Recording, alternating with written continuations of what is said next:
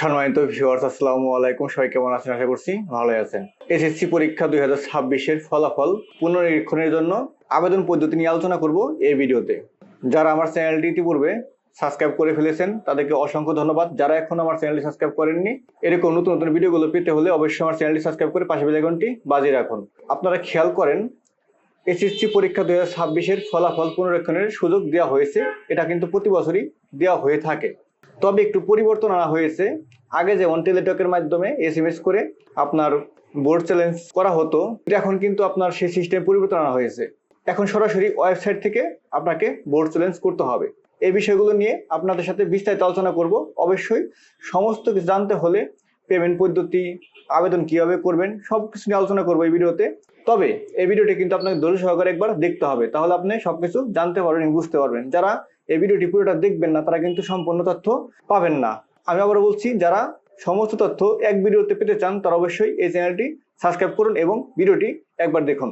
এখন আপনারা খেয়াল করেন, আবেদন করার তারিখ হচ্ছে 11/8/2026 থেকে 17/8/2026 তারিখ পর্যন্ত, অর্থাৎ রেজাল্ট হলো কিন্তু 10 তারিখে। আর একদিন পর থেকে কিন্তু আবেদন শুরু হচ্ছে এবং আবেদন চলবে 17 আগস্ট 2026 পর্যন্ত।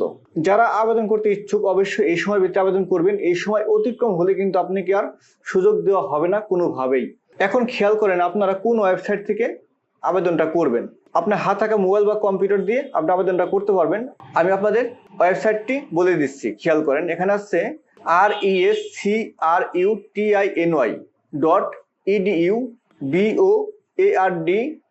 rescruboardresults.gov.bd। এই ওয়েবসাইটে গিয়ে কিন্তু আপনাকে আবেদন করতে হবে। এই ওয়েবসাইট ভিত্তিতে কিন্তু আপনি আবেদন করতে পারবেন না। এখন খেয়াল করেন, ওয়েবসাইটে ঢোকার পর আপনাকে নির্ধারিত স্থানে রোল নাম্বার লিখতে হবে। রোল নাম্বার কোনটা? এসএসসি যে রোল নাম্বারটা আপনার বোর্ড রুল, সেটা লিখবেন। লেখার পর রেজিস্ট্রেশন নম্বর, আপনার যে রেজিস্ট্রেশন নম্বর আছে এসএসসির বোর্ড পরীক্ষার, সেই রেজিস্ট্রেশন নম্বরটি লিখবেন। লেখার পরে বোর্ড ড্রপ ডাউন থেকে বোর্ড নির্বাচন করতে হবে। আপনি কোন বোর্ডের ছাত্র সেই বোর্ডটা কিন্তু সিলেক্ট করতে হবে। অতঃপর সাবমিট বাটনে ক্লিক করতে হবে। সাবমিট বাটনে ক্লিক করার পরে আপনার কাছে মোবাইল নম্বর চাওয়া হবে। মোবাইল নম্বর দিতে হবে সঠিকভাবে। অবশ্যই সচল একটি মোবাইল নম্বর দিবেন, কোনো বন্ধ সিম দিয়ে কিন্তু কাজ করা যাবে না।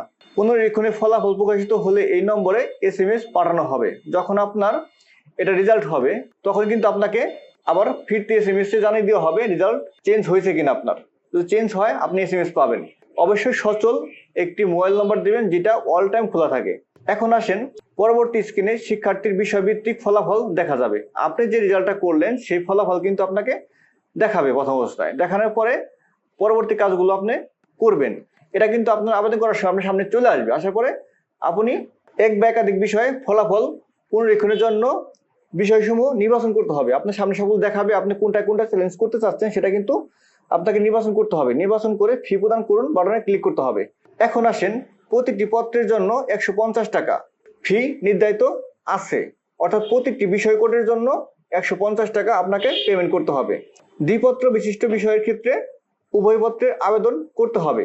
অর্থাৎ যখন আপনি চিন্তা করতেছেন যে আমি ইংলিশ সেকেন্ড পেপারে খারাপ করছি, শুধু ইংলিশ সেকেন্ড পেপার আবেদন করবেন তা হবে না, আপনাকে ফার্স্ট পেপার সহ আবেদন সাবমিট করতে হবে। অর্থাৎ English first paper, English second paper দুটাই কিন্তু একসাথে আপনাকে আবেদন সাবমিট দিতে হবে। একটা ইচ্ছা করলে আপনি বাদ দিয়ে আবেদন করতে পারবেন না।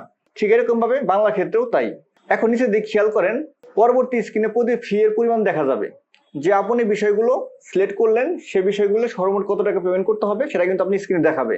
বিকাশ, নগদ, সোনালী সেবা এর মাধ্যমে ফি পরিশোধ করা যাবে। ফি পরিশোধের বিস্তারিত ধাপসমূহ উপর উল্লেখিত পোর্টালের হেল্প বাটনে ক্লিক করে দেখে নেওয়া যাবে। আমি আপনাদের জন্য পরবর্তী ভিডিওতে কিভাবে আবেদন করবেন A to Z প্রসেস দেখিয়ে দিব। অবশ্যই আমার চ্যানেল সাবস্ক্রাইব করে রাখুন পরবর্তী ভিডিও পেতে হলে। এখন খেয়াল করেন, ফি পরিশোধ করে আবেদনের পোর্টালে এসে জমা দিন বাটনে ক্লিক করতে হবে।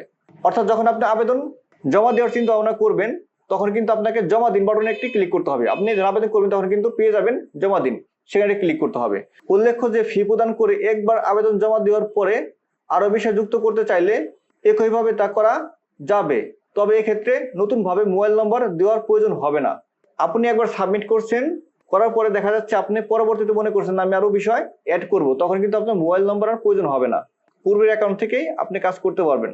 এছাড়া ফি পরিশোধের আগে যদি আবেদন পরিবর্তন বা পরিমার্জনের প্রয়োজন হয় সেক্ষেত্রে মুছে ফেলুন বাটনে ক্লিক করে নির্বাচিত বিষয়গুলো প্রত্যাহার করা যাবে এবং নতুন করে বিষয় নির্বাচন করা যাবে। আপনি মনে করলেন না আমার সিলেক্টগুলো ভুল হয়ে গেছে, আমি আর পিছনে এসে নতুন করে এড করব, সেই সুযোগ আছে। এর জন্য মুছে ফেলনে ক্লিক করে আপনি পিছন দিকে চলে আসবেন আবার।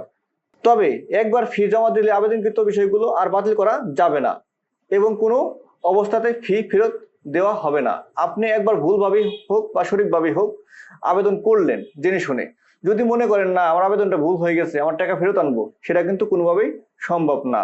সবচেয়ে গুরুত্বপূর্ণ একটি বিষয় আপনাদের জানিয়ে রাখি, ম্যানুয়াল কোনো আবেদন গ্রহণ করা হবে না। অনেকে চিন্তা ভাবনা করতে পারেন যে আমি ম্যানুয়ালি ভাবে লোক দড়িটা সেটা করে আমি রেজাল্ট চেঞ্জ করে আনবো, আসলে সেরকম সিস্টেম নাই। আপনাকে অবশ্যই আগে অনলাইনে আবেদন করতে হবে, তারপরে আপনি যেমন তাই করেন সেটা বিষয় না, কিন্তু আপনাকে ম্যানুয়ালি কোনো আবেদন গ্রহণ করার সুযোগ নাই। আপনাকে সর্বপ্রথম অনলাইনে আবেদন করতে হবে। আমার এই ভিডিওটি যদি আপনার ভালো লেগে থাকে বা আপনি একটু উপকৃত হয়ে থাকেন, তাহলে অবশ্যই লাইক কমেন্ট শেয়ার করতে ভুলবেন না। আপনার একটি লাইক, একটি কমেন্ট, একটি শেয়ার, একটি সাবস্ক্রাইব আমাকে আপনাদের জন্য আরো নতুন ভিডিও বানাতে উৎসাহ যোগাবে। ধন্যবাদ, ভালো থাকবেন। আবার আসবো আপনার জন্য নতুন করে একটি ভিডিও নিয়ে।